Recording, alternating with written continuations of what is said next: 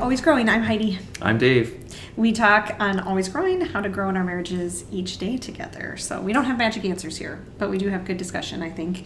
And today we're going to talk about when contempt threatens a marriage. And so the concept of contempt is a really important one we know from marriage research because it can be especially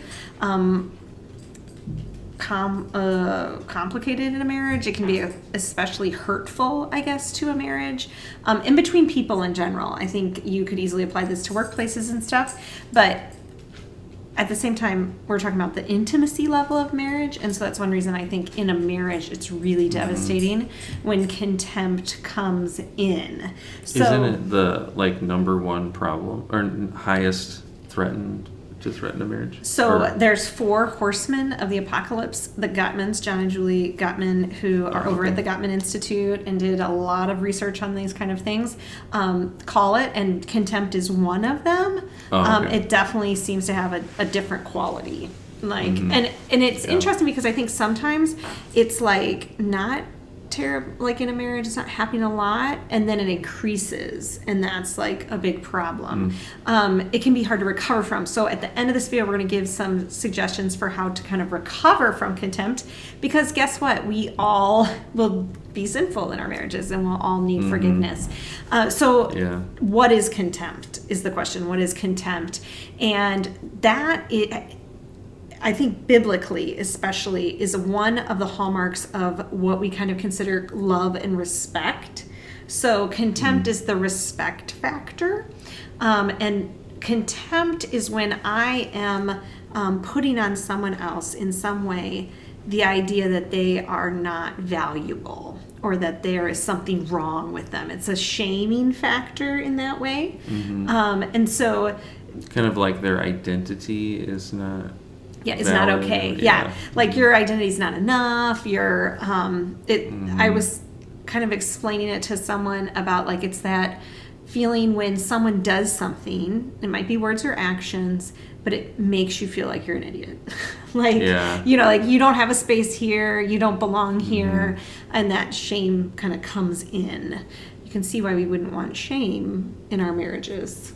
And I know, Dave, you feel especially strongly that respect is really important and is often the missed thing in our culture for marriages, that we talk about love a lot, but that respect has an important place. Do you want to say anything about the fact that respect, and then, obviously then the anti-contempt, but the respect, what does that do for a marriage? Well, I know, especially for men, they see love as respect, and that's from that book, Love and Respect. Right. Also sorry, I should quote the authors, but I don't remember. So anyway, that just really affects men. I believe that, and that's from the Ephesians 5 idea, which you can see. But I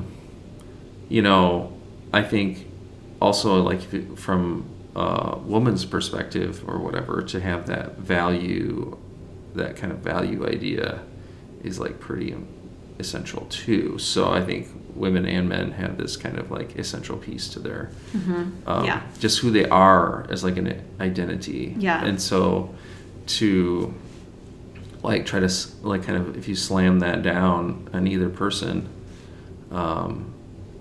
it's just what could be worse, than it's a really than harsh saying element to your spouse I don't value you or something like that. I mean, that's just horrible. So that makes sense. But I think it's more subtle. Again, there's so many subtleties in marriage. Whereas you're not saying this outright. You're just, by the words you're saying, you're essentially kind of indicating that reality. But an argument or and to something. make it a little less abstract, so love and respect is kind of, I feel an abstract idea of how we each take and receive love and respect in ourselves as men and women, and then there's a lot of overlap, I think, but the concrete ways that we read contempt, and this is from years of marriage research, right, again from the Gottmans. Here's some examples. Sneering, so the half smile or the not real smile. Like that's what we're talking about when we're talking about sneering. You can see how that would read some like devaluing. Name calling, eye rolling. Okay, so that's like I noticed a big one with we have that discussion with our kids a lot, and even like one of our children, our teenagers, did not know how to roll her eyes in a play that she needed to be in and roll her eyes, and the teacher was like shocked, and she was like, "We're not allowed to do that at home." And I was like, "Yes, we don't." Right? So eye rolling, because it tells that person that kind of feeling of like, you're an idiot. What are you thinking? You don't have, your thoughts are not valuable here. Mm-hmm. Mocking. So this is like hurtful making fun, not the like playful kind of like humor together. Yeah. But like sarcasm does sting sometimes. Right. And being be aware careful. of that. Like, and overusing it in a relationship, not good. The stink face. So, this, however you want to define that for yourself, but if it is the stink face for you, just like, like it's almost like you smell, like your character smells, and I don't like it, that's devaluing. Hurtful humor. So it's even when you're sharing it, I think about other people, like we take it in and internalize it for ourselves sometimes. Disgust. That's an emotion that you can like pick up that energy from your spouse. Dismissiveness, basically like there's a difference between being like, can we come back to this later because I'm trying to do this other thing, from I don't have time for you right now, like that kind of indication. Or ever about this particular topic. Right. That is true. Yeah. And then you said sarcasm already. Good job, Dave. And so there's some different ones. You can go to Gottman.com and find out some more about that and contempt overall. And they have some really good books. You can look up this article, When Contempt Threatens 3 Ways to Respond. And part of it is I was really inspired biblically, because this is a biblical concept, right? I mean, any idea that we have or whatever in the world that's good, like God thought up first. And so we see it in love and respect, but in other places. And one way that it was really clear for me that this was just a thing for marriage in particular, not just relationships, but there's contempt in all different relationships, but in marriage, why it can be so destructive is the story of David and Michal. And so when they were married, and we all have a backstory. So I always feel like we can come at Bible stories and other people's stories in life with some compassion and empathy when we hear them, because number one, we don't have the whole story, and number two, people have reasons, that they fall into these behaviors and stuff. And so I want to say that because I want our marriages also to be non-judgmental spaces. So when we look at the scripture, we learn from it instead of just criticize the people and their poor decisions, because we are all those people. So David and Michal, this is in 2 Samuel 6, 16 through 23 in particular, and we can put a link and you can look that up on your own. But they've gotten the Ark of the Covenant, back, which is basically God's presence for the people. So David is super excited. This is something they've been, so important to his kingship and for his heart and what he believes. And so they're bringing it into the city, and they're having a parade, and people are praising God, and he's dancing before the Lord, and he takes off everything but like his loincloth, I think. So he's just really like very intimate before the Lord, if you will, in his passion of worship in this moment.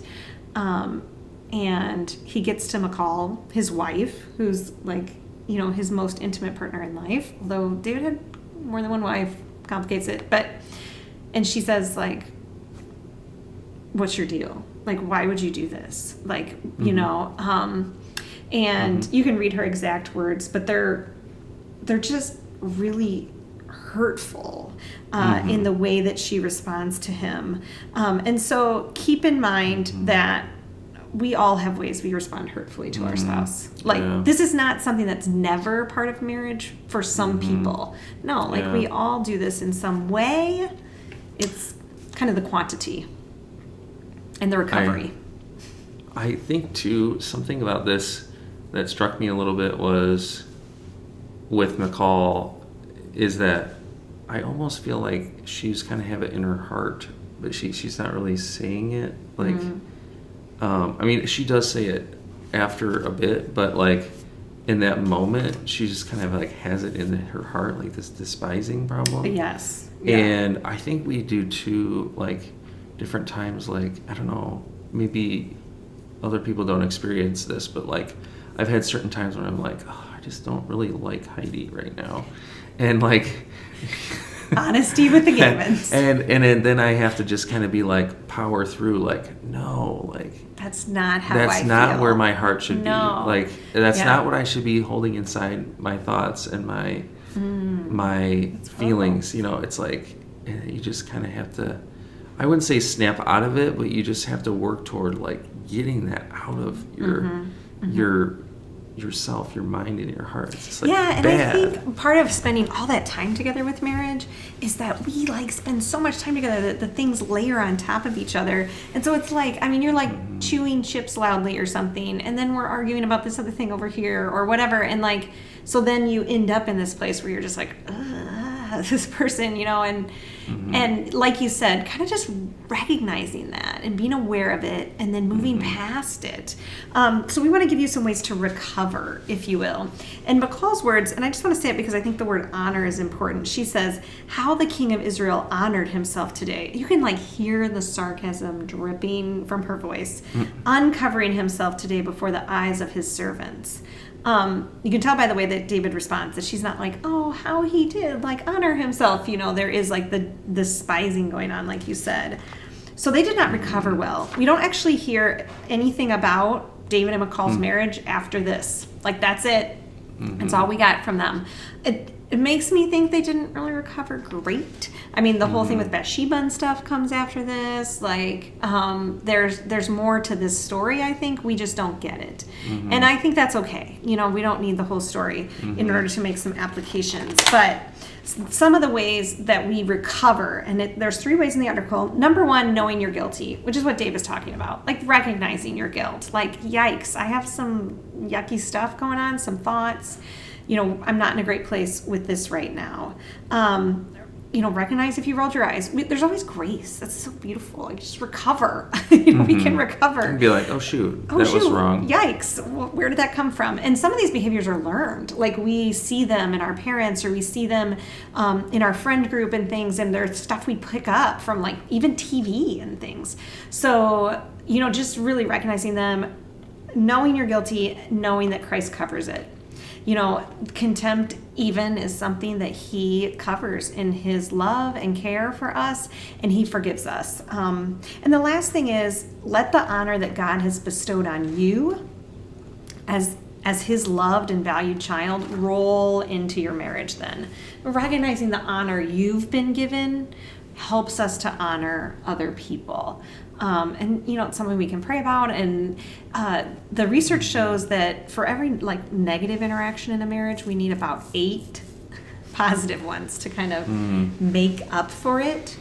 So, number 1, I think forgiveness can go a long way in like, defeating those odds, if you will. And then also, like, I think that that's part of that recovery is God, like, helps us heal those things in honor. So we, like, do things that honor our spouse and be active in showing honor instead of falling into, like, an argument where we show contempt. There's a lot of talking by Heidi. But know that God loves you, God honors you, and so you can go and love and honor each other today. All right. We'll see you next time.